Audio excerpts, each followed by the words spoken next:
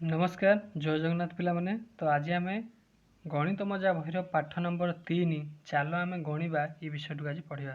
तो भल भाव चित्र टी लक्ष्य कर चित्र तुम कौन कौन सब देखुच ना चित्र देख गोटे गोदाम घर अच्छी किसी मांकड़ किसी बस्तार पूरी बोचुं कौन बोचुं आम विषय पढ़ले जापर।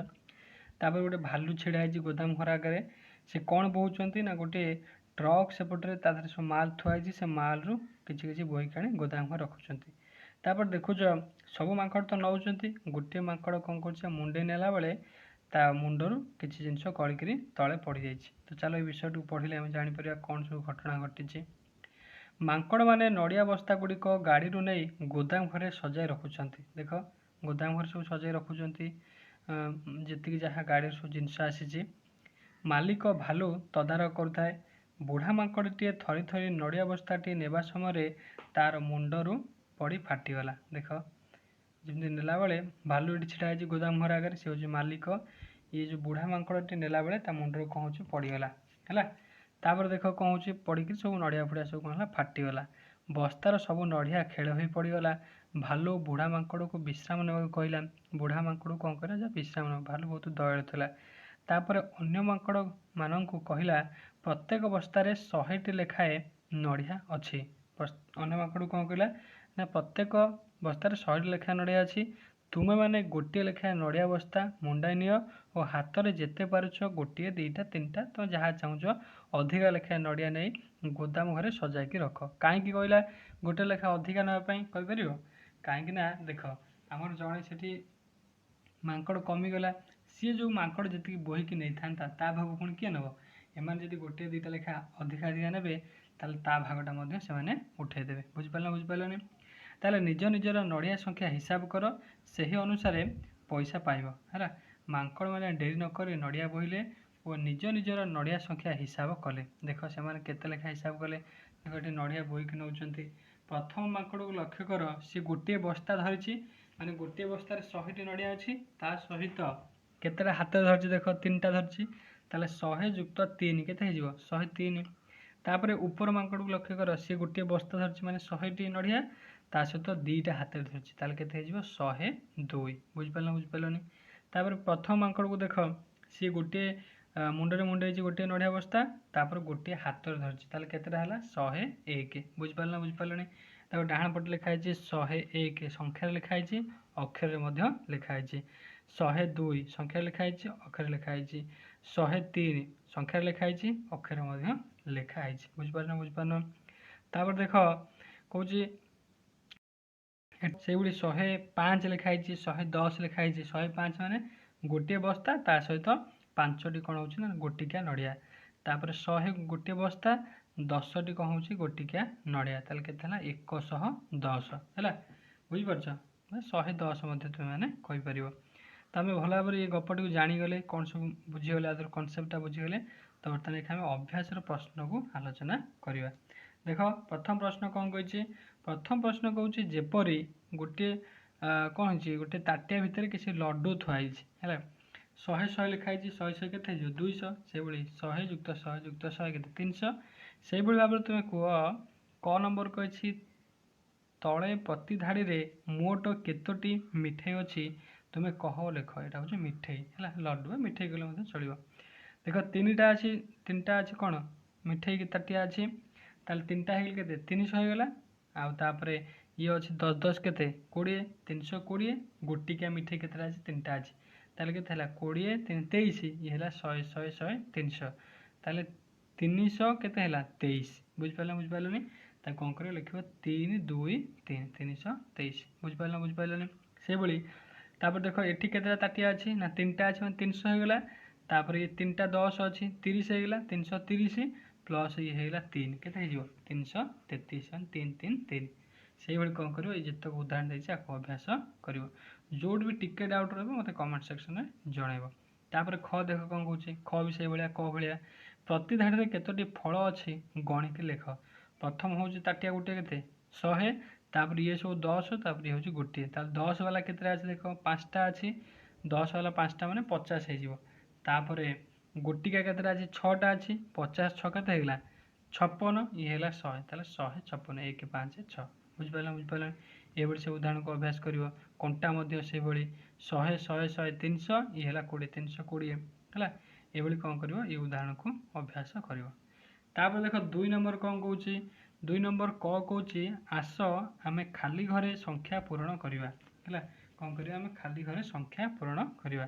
ଯେମିତିକି 101, ତାପରେ ଅଛି 102, ତାପରେ ଅଛି 103, ତାପରେ 104 ଏଭଳି କ'ଣ ହେଉଛି 1 ଲେଖା କ୍ରମରେ ବଢ଼ି ବଢ଼ି ଯାଉଛି। ସେଇଭଳି 111 ଅଛି, ତା ଦେହରେ 1 ମିଶିଲେ କେତେ ହେଇଯିବ 112, 113, 114 ଏଇ କ୍ରମରେ କ'ଣ କରିବ ଯେ କୋଠରୀଟାକୁ ପୂରଣ କରିକା ଯିବ।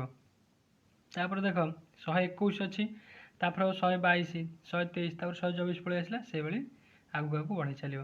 ତାପରେ ଦେଖ ଏଠି ସଂଖ୍ୟାଟେ ନାହିଁ, ତାହେଲେ ଏଠି କ'ଣ କରିବ ମଝିରେ ଦେଖ 135 ଅଛି, ତାହେଲେ କ'ଣ କରିବା 1 1 ଲେଖା କମେଇ କମେଇକି ପଛକୁ ଆସିବା। 134, 133, 132, 121 ଯେଉଁ 31 ହେଇଗଲା। କିମ୍ବା ତୁମେ ଏମିତି କରିପାରିବ, ଦେଖ ଏଠି 1 ଅଛି, ଏଠି 10 ବଢ଼ିଲା କେତେ ହେଲା 11 ହେଇଗଲା, ପୁଣି ଏଠି 10 ବଢ଼ିଲା 21 ହେଇଗଲା, ପୁଣି 10 ବଢ଼ିଲେ କେତେ ହେଇଯିବ 31 ହେଇଯିବ। ଏଇ କ୍ରମରେ 10 ଲେଖା ଉପରୁ ତଳକୁ ବଢ଼େଇ ବଢ଼େଇ ଚାଲିବ। କିମ୍ବା ଯଦି ତୁମେ ବାଁରୁ ଡାହାଣକୁ ଯିବ 1 ଲେଖା ବଢ଼େଇ ଚାଲିବ, ଉପରୁ ଯଦି ତଳକୁ ଆସିବ 10 ଲେଖା ବଢ଼େଇ ବଢ଼େଇ ଚାଲିବ। ବୁଝିପାରିଲନି? ଏହି କ୍ରମରେ ଏ କୋଠରୀଟିକୁ ପୂରଣ କରିବ ହେଲା। ତାପରେ ଖ ନମ୍ବର କ'ଣ କହୁଛି ଦେଖ, କହୁଛି ତଳେ କିପରି ସଂଖ୍ୟା ଧାଡ଼ିଟି ଲେଖାଯାଇଛି ଲକ୍ଷ୍ୟ କର ଏବଂ କ୍ରମାନ୍ୱୟରେ ସଂଖ୍ୟା ଗୁଡ଼ିକୁ ଲେଖ ହେଲା। ଯେମିତି ଦେଖ 310 ଅଛି, ତାପରେ 311 ହେଲା, ତାପରେ 312 ହେଲା, ମାନେ 1 1 ଲେଖା ବଢ଼ି ଚାଲିଲା। ସେଭଳି 420 ଅଛି, 21 22 23 ଏହି କ୍ରମରେ ବଢ଼ି ବଢ଼ି ଚାଲିବ। 640 1 ବଢ଼ିଲେ 41 42 43 44 ଏହି କ୍ରମରେ ଆଗକୁ ଆଗକୁ ବଢ଼େଇ ବଢ଼େଇ ଚାଲିବ। ବୁଝିପାରିଲନି? ତାପରେ ଦେଖ 3 ନମ୍ବର କ'ଣ କହୁଛି, 3 ନମ୍ବର କ କହୁଛି ତଳେ ଦିଆଯାଇଥିବା ଖାଲି ଘରେ ସଂଖ୍ୟା ପୂରଣ କର ହେଲା। ତଳେ ଦିଆଯାଇଥିବା ଖାଲି ଘରେ ସଂଖ୍ୟାକୁ ଆମେ ପୂରଣ କରିବା। ଯେମିତି 401 402 ସେହି କ୍ରମରେ ହେବ 1 ଲେଖା ବଢ଼ୁଛି, 403 404 405 406 ଏହି କ୍ରମରେ ଆଗକୁ ଆଗକୁ ବଢ଼େଇ ଚାଲିବ ହେଲା। ଦେଖ ଲାଷ୍ଟ ଧାଡ଼ିଟାକୁ ଲକ୍ଷ୍ୟ କର, 491 ଅଛି, ସେହି କ୍ରମରେ ଆଗକୁ ଆଗକୁ ବଢ଼େଇ ବଢ଼ି ଚାଲିବ। 491 492 493 494 495 496 497 498 499 500 ଏହି କ୍ରମ କ'ଣ କରିବ ଇଏ କୋଠରୀଟାକୁ ପୂରଣ କରିବ ହେଲା। ବୁଝିପାରିଲନି?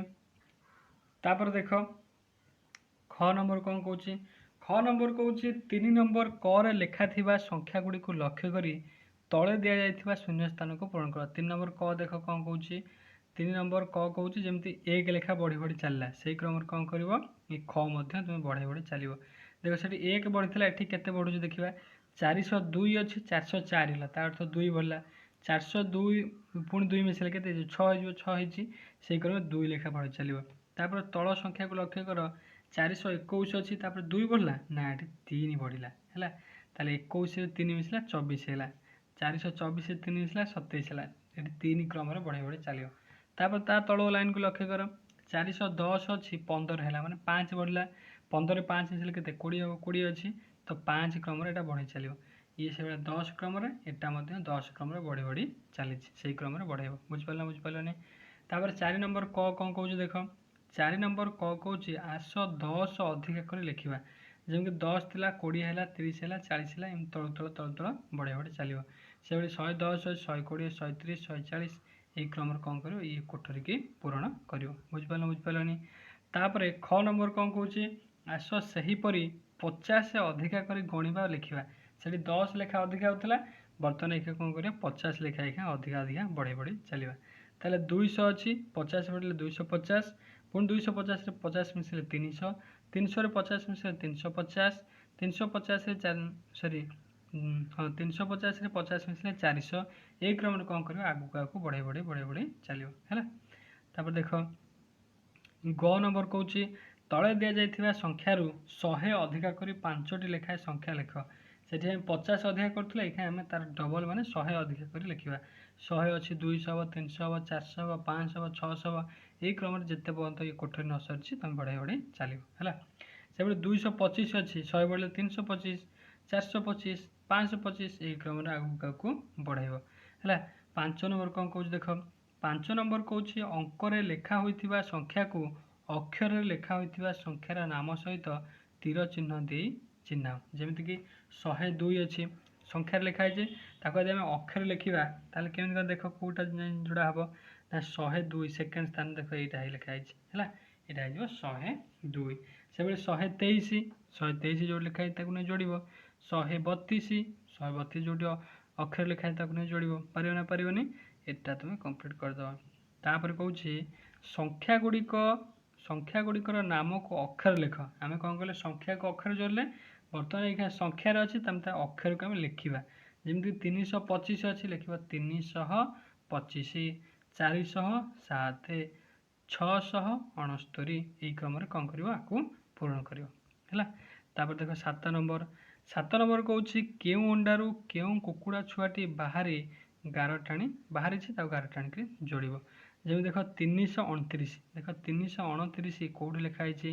329, ତା ଦେଖ ସିଧା ଏଇଟା ଲେଖା ହେଇଛି ହେଲା। ଏଇଠି କ'ଣ କରିବ, ଯୋଡ଼ିବ। ସେଇ କ୍ରମରେ ଯାହା ବି ତମର ଏଠି ଯୋଉ କୁକୁଡ଼ା ଯାଇ ଯୋଉ ଅଣ୍ଡାରେ ବାହାରିଛି ସେଇ ଅଣ୍ଡାରେ ନେଇକି ଯୋଡ଼ିବ ହେଲା। 8 ନମ୍ବର ଦେଖ, କ କହୁଛି ଏହି ଟେବୁଲରୁ 3ଟି ଅଙ୍କ ବ୍ୟବହାର କରି 3 ଅଙ୍କର ସଂଖ୍ୟା ଗଢ଼। ଯେମିତି ଦେଖ ଏ ଟେବୁଲ ଅଛି, ଆଧା 9ଟି ତମକୁ ଅଙ୍କ ଦେଇଛି। ଏ 9ଟି ଅଙ୍କରୁ ଯେକୌଣସି ସମୟ 3ଟି ଲେଖି ଅଙ୍କକୁ ବ୍ୟବହାର କରିକିରି ସଂଖ୍ୟା ଗଢ଼ିବ। ଦେଖ ଯେପରିକି ଦେଖ କିଏ ସବୁଠାରୁ ବେଶୀ ସଂଖ୍ୟା ଗଢ଼ି ପାରୁଛି, ଯେପରି 185, 287, ସେଇଭଳି ତମେ ଯେତେ ମାନେ ସମ୍ଭବ ସଂଖ୍ୟା ଗଢ଼ିବ। ସଂଖ୍ୟା ଗଢ଼ି ସାରି ତା ଦେହରେ ଦେଖିବ ତା ଦେହର ସବୁଠାରୁ ବଡ଼ ସଂଖ୍ୟା କିଏ ହେଲା। ତାପରେ ଦେଖ ଖ କହୁଛି ସେହି ଟେବୁଲର ଅଙ୍କ ଗୁଡ଼ିକୁ ବ୍ୟବହାର କରି 300ରୁ 500 ଭିତରେ ସଂଖ୍ୟା ଗଢ଼। ଦେଖ ଏଠି 300 ମାନେ କେମିତି ଆମେ ଗଢ଼ିବା? 300ରୁ ଅଧିକା 500ରୁ କମ, ତା ଅର୍ଥ ହେଉଛି ମାନେ ଆମର ଶତକ ସ୍ଥାନରେ 3 ରହିବ ସବୁବେଳେ ପାଇଁ। 300ରୁ ଅଧିକା ମାନେ 1, 2, 0 ଇଏ ପୁରା କଟିଗଲା। ଇଏ 3ଟା ଅଙ୍କ ମାନେ ବ୍ୟବହାର ହେବ ନାହିଁ। କେଉଁଠି? ଶତକ ସ୍ଥାନରେ। ଶତକ ସ୍ଥାନରେ 3 ବ୍ୟବହାର ହେଇପାରିବ, 4 ହେଇପାରିବ, 8 ହେଇପାରିବ, 7 ହେଇପାରିବ, 6 ହେଇପାରିବ, 5 ମଧ୍ୟ ହେଇପାରିବ, କିନ୍ତୁ 1, 2, 0 ବ୍ୟବହାର ହେଇପାରିବ ନାହିଁ। ଏତିକି ମନେ ରହିଲା। ତାପରେ 500 ଅଛି, 500ରୁ ଆମେ ପଛକୁ ଯିବା। ତାହେଲେ ଆମର ଶତକ ସ୍ଥାନରେ କେଉଁ ସଂଖ୍ୟାଟା ବ୍ୟବହାର ହେଇପାରିବ ନା 4 ହେଇପାରିବ, 3 ହେଇପାରିବ, ଆଉ କୌଣସି ସଂଖ୍ୟା ହେଇପାରିବ ନାହିଁ। କାହିଁକିନା ଯଦି ଆମେ କ'ଣ କରିବା, ଶତକ ସ୍ଥାନରେ 5କୁ ବ୍ୟବହାର କରିଦେବା, ତାହେଲେ 5ଟାରୁ ସେ ବଡ଼ ସଂଖ୍ୟା ହେଇଯିବ। ତାହେଲେ କେବଳ 3, 4 ବ୍ୟବହାର ହେବ, ଆଉ ଦଶକ ଆଉ ଏକକ ସ୍ଥାନରେ ଯେଉଁ ସଂଖ୍ୟା ବ୍ୟବହାର କଲେ ଚଳିବ। ତାହେଲେ ସଂଖ୍ୟା ଗୁଡ଼ିକ ଆମର ହେଇପାରିବ କ'ଣ ନା 300ରୁ ଅଧିକା ହେଇପାରିବ, 500ରୁ କମ ସଂଖ୍ୟା ହେଇପାରିବ ହେଲା। ଏପରି କେତୋଟି ସଂଖ୍ୟା ହେଲା କହିବ ଏବଂ ସେମାନଙ୍କ ମଧ୍ୟରୁ ସବୁଠାରୁ ବଡ଼ ସଂଖ୍ୟା କିଏ ହେଲା ଏବଂ ସବୁଠାରୁ ସାନ ସଂଖ୍ୟା କିଏ ହେଲା ଲେଖିବ। ଯେମିତି ସବୁଠାରୁ ବଡ଼ ସଂଖ୍ୟା କିଏ ହେବ କହିବ ଦେଖି। ଯଦି ଆମେ କ'ଣ କରିବା, ଶତକ ସ୍ଥାନରେ 4 ରଖିବା, ତାହେଲେ ଦଶକ ସ୍ଥାନରେ ସବୁଠାରୁ ବଡ଼ କିଏ ଅଛି? 8 ଅଛି। ତାହେଲେ 4, 8, ତା ସାମନାରେ ଅଛି କେତେ? 7 ଅଛି। 4, 8, 7 ମାନେ 427, ସବୁଠାରୁ ବଡ଼ ସଂଖ୍ୟା। ଆଉ ସାନ ସଂଖ୍ୟା ହେଲେ କିଏ ହେଇଯିବ? ଶତକ ସ୍ଥାନରେ 3 ରଖିବା, 3 ତାଠାରୁ ସାନ କିଏ? 3 ଠାରୁ ସାନ 0 ଲେଖିଦେବା, 3, 0 ସାନ ହେଉଛି 1, 301 ହେଇଯିବ ସବୁଠାରୁ ସାନ ସଂଖ୍ୟା। ବୁଝିପାରିଲେ? ଯେତେ ସମ୍ଭବ ସଂଖ୍ୟା ତିଆରି କରିବ, କିନ୍ତୁ ତାଙ୍କ ଭିତରୁ ଏ ଦୁଇଟା ସଂଖ୍ୟା ହେଉଛନ୍ତି ବଡ଼ ସାନ ହେଲା। ତାପରେ ଗ ନମ୍ବର କ'ଣ କହୁଛି ଦେଖ, ଗ କହୁଛି ଏହି ଟେବୁଲରେ ଲାଗିଥିବା 3ଟି ଘରର ଅଙ୍କକୁ ନେଇ 3 ଅଙ୍କର ବିଭିନ୍ନ ସଂଖ୍ୟା ଗଢ଼। ଦେଖ କିଏ ବେଶୀ ଗଢ଼ୁଛି, ଯେପରି ଉଦାହରଣ ଅଛି 187, 105 ହେଲା। ଦେଖ 187 ଏମିତି ପୁରା ଉପର ତଳକୁ ଆସୁଛି, 105 ଗୋଟିଏ କୋଣରୁ ଅନ୍ୟ କୋଣକୁ ଯାଉଛି, ମାନେ 3ଟା ସଂଖ୍ୟା ପାଖାପାଖି ଅଛନ୍ତି। ସେଇଭଳି 123, 804 ହେଲା, 765 କିମ୍ବା 543, ଏଇ କ୍ରମରେ ତୁମେ ଯେତେ ସଂଖ୍ୟା ପାରିବ ତିଆରି କରିବ ଏବଂ ତାଠାରୁ ସେ ସଂଖ୍ୟା ଭିତରୁ କେଉଁଟା ସବୁଠାରୁ ବଡ଼ ହେଉଛି, ସାନ ହେଉଛି, ତାକୁ ମଧ୍ୟ ଚିହ୍ନେଇବ। କିଏ ଅଧିକା ତିଆରି କରିପାରୁଛି ତାକୁ ମଧ୍ୟ ତୁମେ ମାନେ ଦେଖିବ ହେଲା। ତାପରେ 9 ନମ୍ବର ଦେଖ, 9 ନମ୍ବର କହୁଛି 3 ଅଙ୍କ ବିଶିଷ୍ଟ ସଂଖ୍ୟା ଗଠନ କର ଯେଉଁ ସଂଖ୍ୟାର ଅଙ୍କମାନଙ୍କର ସମଷ୍ଟି 5 ହେଉଥିବ ହେଲା। 3 ଅଙ୍କ ବିଶିଷ୍ଟ ସଂଖ୍ୟା ଗଠନ କରିବ, ଅଙ୍କମାନଙ୍କର ସମଷ୍ଟି ହେଉଥିବ କେତେ ନା 5। ଦେଖ ଯେମିତିକି ମୁଁ ଉଦାହରଣ ଗୋଟେ ନେବା, 300 କେତେ? 320 ଏ 3 ଅଙ୍କ ବିଶିଷ୍ଟ ସଂଖ୍ୟା। ତାହେଲେ 3, 2, 0କୁ ମିଶାଇଲେ କେତେ ହେଉଛି? 305 ହେଉ ତାଙ୍କର ସମଷ୍ଟି, ତାହେଲେ 320 ଗୋଟିଏ ସଂଖ୍ୟା ହେଇଯିବ। ତାପରେ ତୁମେ 311 ମଧ୍ୟ ଗୋଟିଏ ସଂଖ୍ୟା କରିପାରିବ। 3 ଯୁକ୍ତ 1 ଯୁକ୍ତ 1 କେତେ ହେଇଯାଉଛି? 311କୁ ମିଶାଇ ଦେଲେ, ଏ ଯେଉଁ ଅଙ୍କମାନଙ୍କୁ ମିଶାଇ ଦେଲେ କେତେ? ସମଷ୍ଟି 5 ହେଇଯାଉଛି। ତାହେଲେ ଦେଖ କହୁଛି ତୁମେ ଏପରି କେତୋଟି ସଂଖ୍ୟା ତିଆରି କରିପାରିବ, ଯେପରି 311 ଏହାର ଅଙ୍କ ଗୁଡ଼ିକର ସମଷ୍ଟିକୁ ମିଶାଇଲେ କେତେ ହେଉଛି? 3 ଯୁକ୍ତ 1 ଯୁକ୍ତ 1 ସମାନ 5। ତୁମେ ତିଆରି କରିଥିବା ସଂଖ୍ୟା ଗୁଡ଼ିକୁ ଅକ୍ଷରରେ तुम खातार लिख बुझिपारनी। तो यहाँ थी आम पाठ नंबर 3।